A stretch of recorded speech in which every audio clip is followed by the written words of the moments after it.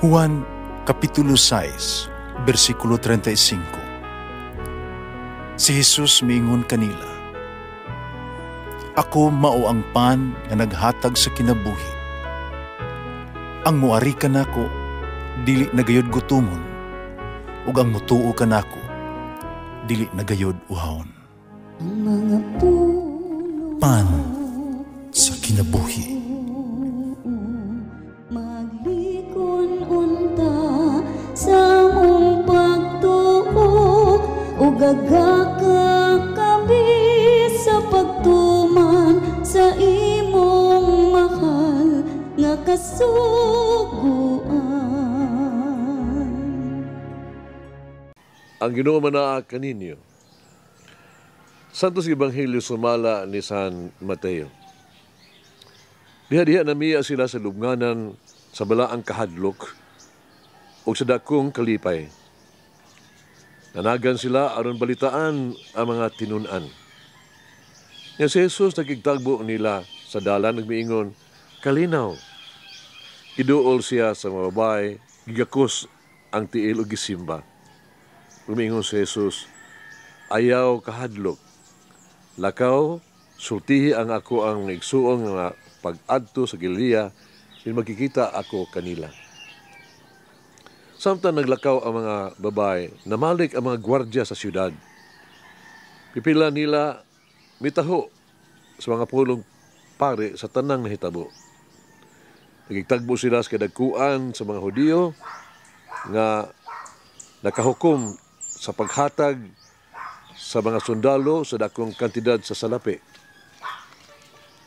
Gipinahan sila, "Ina ninyo nga sa gabii, samtang nga tulog mo, nangabot ang iyang mga tinunan, gikawat ang lawas ni Jesus." Kung masayos ini si Pilato, kami na yung mahibalo niya. Gipahilayo, munamo sa kagubot. Ang mga sundalo midawat sa kwarta o misunod sa gisulti kanila. Among bakak nagsabwag sa mga Hudiyo hangtod karon. Ang Ebanghelyo sa Ginoo.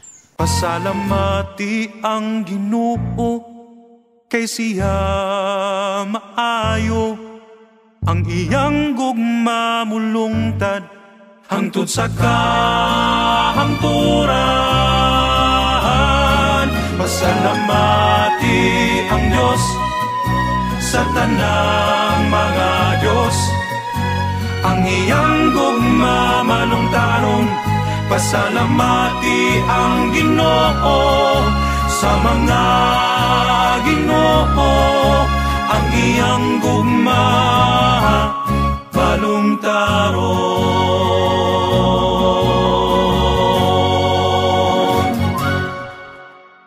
Adunay duha ka istorya sa atong Ebanghelyo karon. Ang usa mahitungod sa kang Jesus ug sa duha ka babae. Ang usa-usa mahitungod sa mga gwardya ug sa mga pangulong pare. Ang una, usa ka pagpadayag, presentation sa panghitabo gyud nga tinuod nga gisaysay sa Ebanghelyo karon atong nadungog.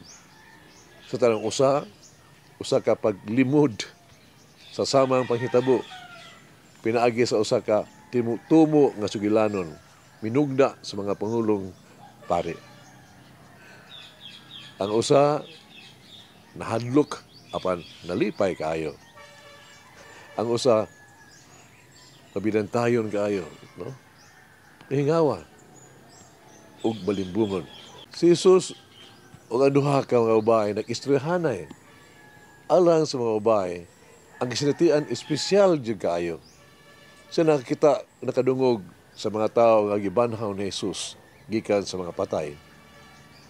Na mao ang anak sa babae ni Jairo, hinungdo mo, si Lazaro, apan kini espesyal kaayo alang kanila.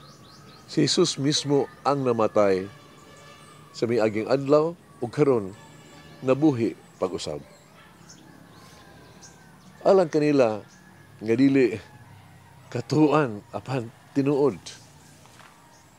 Nahadlok sila apan nalipay kaayo. Pero sa laing bahin sa Ebanghelyo ni San Lucas, no?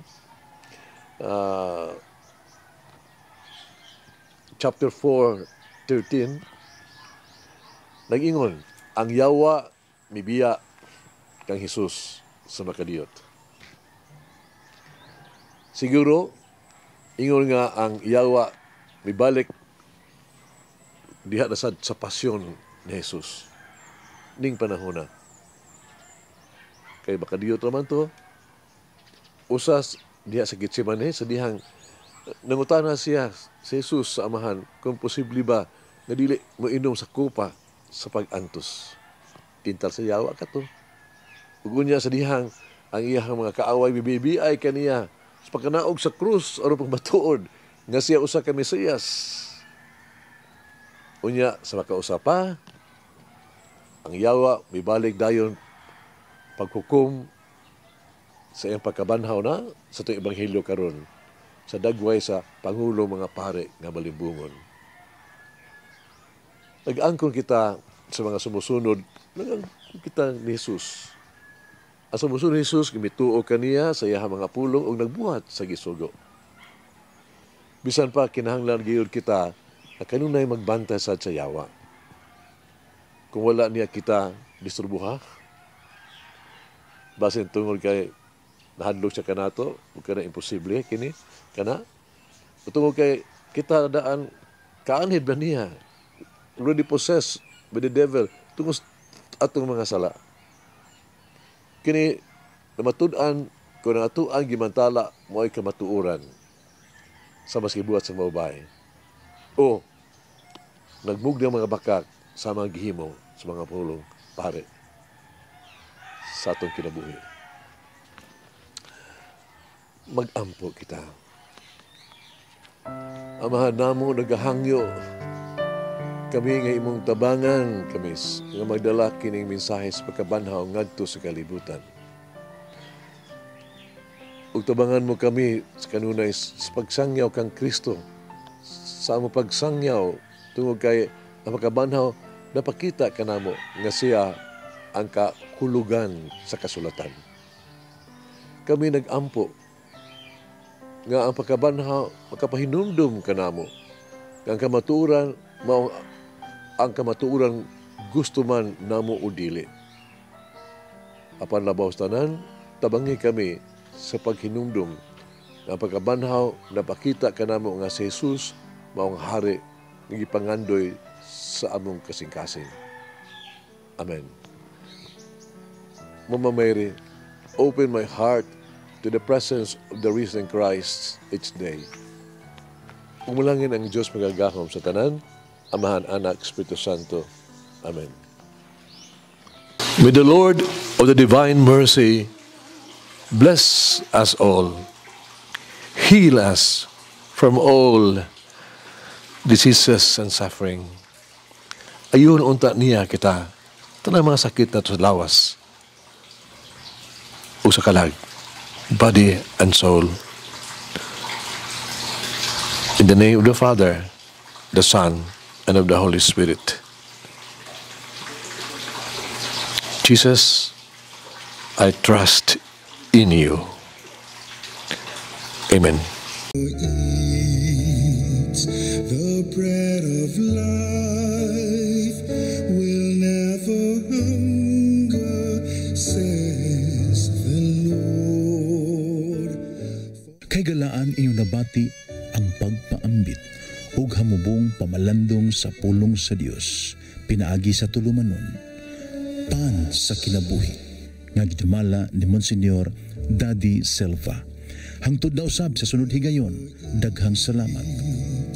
The bread of life.